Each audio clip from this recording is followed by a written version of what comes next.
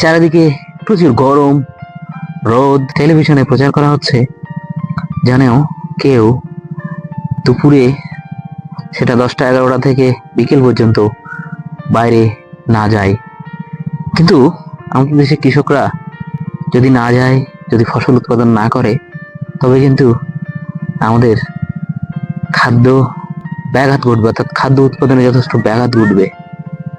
পরিপক্ক ফলগুলো এক জায়গাতে জমা করেছে, এটাকে কিউরিং বলে।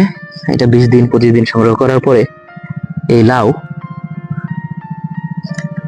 ফাটিয়ে বীজ বের করবে, এবং সেই বীজ উন্নত হাইব্রিড জাতের বীজ। এখন বিষয় হচ্ছে, এতর মধ্যে রোদের মধ্যে আপনি কি বাসা থেকে বের হবেন না? আপনি না হলে হতে পারেন, আপনি হয়তো অন্য ব্যবস্থা আছে, কিন্তু আমাদের দেশের কৃষকরা কি করবে?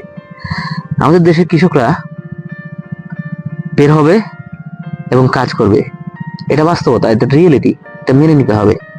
কিন্তু কৃষকদের জন্য কিছু পরামর্শ আমরা দিতেই পারি, যেমন নিজের শরীরের যত্ন রাখা, খুব বেশি রোদ শরীরে লাগলে দ্রুত ছায়ায় যাওয়া, ঠান্ডা পানি পান করা, ঘন ঘন পান করা, সাথে ভিটামিন সি। যেমন কৃষকের সব থেকে সহজলভ্য কিন্তু লেবু। এই লেবুর রস দিয়ে পানি মিশ্রিত করে সাথে একটু লবণ, একটু চিনি দিয়ে খেতে পারেন। আবার তরকারিতে এই সময় কিন্তু তরকারি হিসেবে যথেষ্ট সজনা পাওয়া যায়, এবং আনাচে কানাচে প্রায় বাড়িতেই কিন্তু সজনার গাছ লাগানো। এই সজনার পাতার ভর্তা বা পাতার শাক আপনি রান্না করে খেতে পারেন, কিন্তু প্রচুর পরিমাণে বিভিন্ন ধরনের ভিটামিন মিনারেল আছে। বিশেষত সি, মানে কমলার থেকে 7 গুণ বেশি ভিটামিন সি আছে এই সজনে বা সজনে পাতায়। আপনি চিন্তা করতে পারেন। সুতরাং এগুলো খাওয়া, শাকসবজির খাওয়া বাড়ানো, মানে শাকসবজি বেশি করে খাবেন। এবং সর্বোপরি মাথায় রাখতে হবে, প্রচুর রোদ, হিট স্ট্রোক বেড়ে গেছে।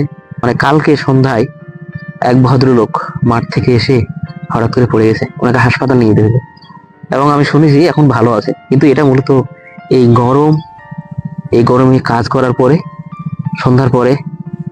আর একটা বিষয় মাথায় রাখতে হবে আপনাকে, আমরা এত কাজ করার পরে আমরা গুল, বিড়ি, সিগারেট এগুলো কিন্তু ছাড়তে পারছি না। এগুলো কিন্তু ছাড়তে হবে, এগুলো কিন্তু ভালো জিনিস নয়। এগুলো আমাদের শরীরের জন্য অত্যন্ত ক্ষতিকর। বিশেষ করে এই রোদে তো একেবারে ভয়ঙ্কর। আমরা এই রোদ থেকে যে দুপুরবেলা একটু রেস্ট করার নামে কিন্তু আমরা একটা পান খাচ্ছি কাঁচা সুপারি দিয়ে, এবং এটা ভয়ঙ্কর রকমের শরীরে ইফেক্ট ফেলে।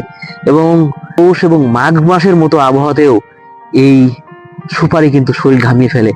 এই রোদে তাহলে কি হতে পারে? সতর্ক হন, সচেষ্ট থাকুন। আপনার সুস্বাস্থ্য আমাদের খাদ্য নিশ্চয়তা। আসসালামু আলাইকুম।